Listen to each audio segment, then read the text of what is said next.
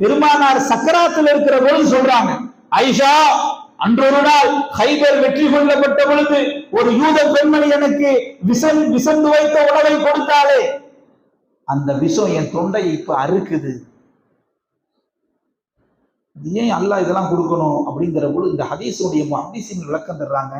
நபிக்கு எல்லா சிறப்பையும் அல்லாஹ் கொடுத்தான், இந்த ஷஹீதுடைய சிறப்பையும் கொடுக்கணுமோ என்னமோ என்றுதான் ரப்புல் ஆலமீன் வாழுகிற பொழுதே விஷம் கொடுக்கப்பட்டு தொடர்ந்து 63 ஆண்டு காலம் வாழ வைத்து இறுதியாய் சுமணவாதி ஷஹீத் என்ற அந்தஸ்தையும் கொடுக்க வேண்டும் என்பதால் அந்த லேசான கஷ்டத்தை அல்லாஹ் கொடுத்தான்.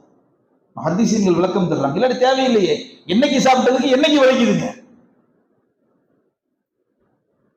அப்போ இந்த யூதர்கள் இருக்கிறார்களே, தொடர்ந்து நபியையும் இஸ்லாமியர்களையும் வெறுத்தேதான் வாழ்ந்திருக்கிறார்கள். அந்த டிராவல் முழுக்க அதுதான்.